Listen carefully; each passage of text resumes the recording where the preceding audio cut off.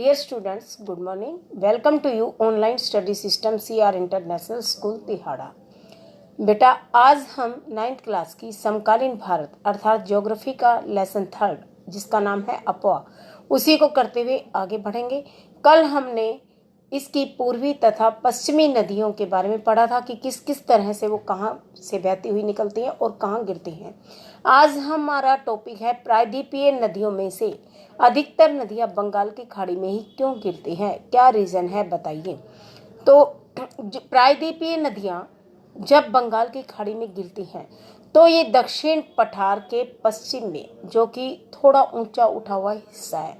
दक्षिण पठार हमारे भारत का उच्चतर भाग है और किस तरफ से, पश्चिम की दिशा की तरफ से, और पूर्व में ये सहज रूप से ढलवा है। ध्यान रखना आपने कि पश्चिम में दक्षिण पठार थोड़ा ऊंचा उठा हुआ है और पूर्व में ये सहज रूप से ढलवा है।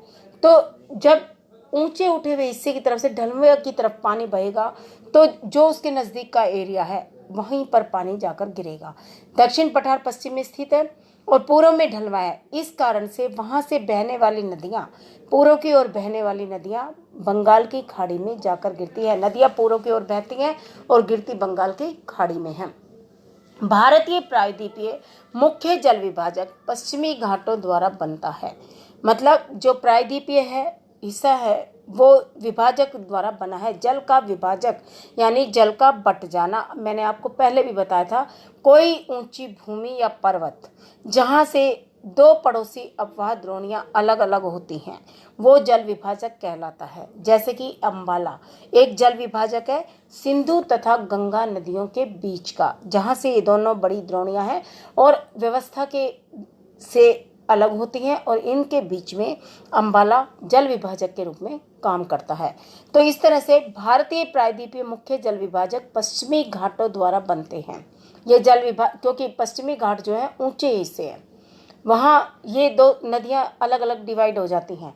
ये पश्चिमी जो भाग है उनके द्वारा जल विभाजक बनते हैं हमारे भारत में प्रायद्वीप में, और वहाँ से पश्चिमी तट के साथ साथ ये नदियाँ उत्तर से दक्षिण की ओर बहती हुई जाती हैं। इसी कारण बंगाल की खाड़ी में गिरती हैं। 2 रीजन आपको बता दिए हैं। नदियाँ कौन कौन सी है? महानदी, गोदावरी, कृष्णा और कावेरी। ये नदियाँ पूर्व में बहती हैं और बंगाल की खाड़ी में गिरती हैं। अब आगे कि हर वर्ष हिमालय की नदियों में बाढ़ क्यों आती है और उस बाढ़ से क्या नुकसान है और क्या फायदे हैं। देखिए, हिमालय की नदियों में ऊंचे ऊंचे पर्वत शिखरों से पानी बहकर आता है, तो जिससे हर समय ये नदियां सदा नीरा है, इनमें हमेशा पानी बहता है। भारी वर्षा आती है, जब मानसून का समय होता है उस समय इनमें बाढ़ आने लग जाती है, क्योंकि इनको 2 तरह से पानी मिलना शुरू हो जाता है।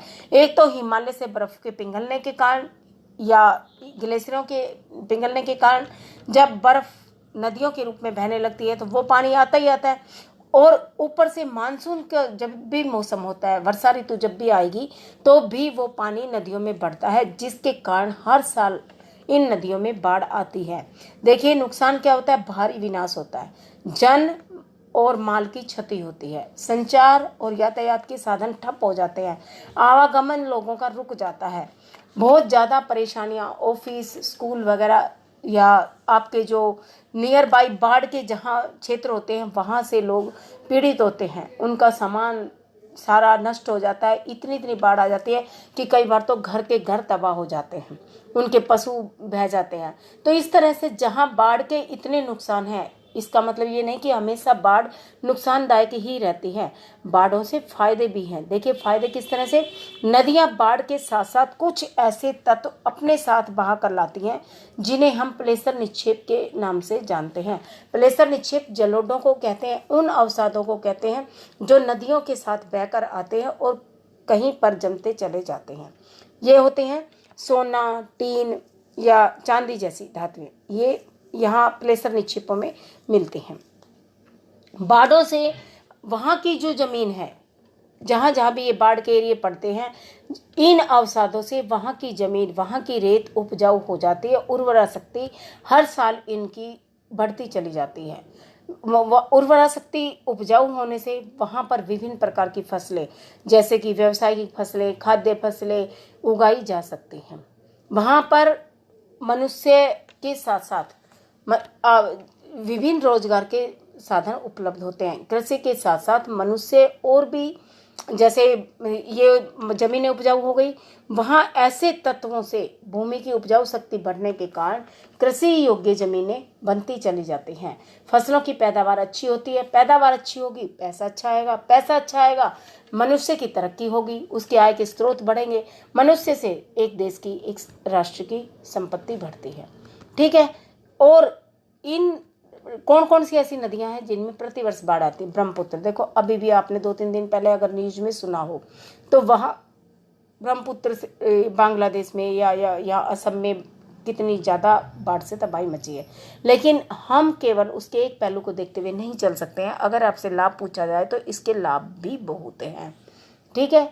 मिट्टी का उपजाऊपन होना, ऐसे जलोढ़ों का लाना जो हमारे आगे काम आते हैं, जिनसे हमें विभिन्न प्रकार के खनिज प्राप्त होते हैं, और विभिन्न प्रकार की भूमियों का इतना उपजाऊपन होना कि उससे हम विभिन्न प्रकार की कृषि कर सकते हैं, खाद्य फसलें उगा सकते हैं, वाणिज्य को उगा सकते हैं।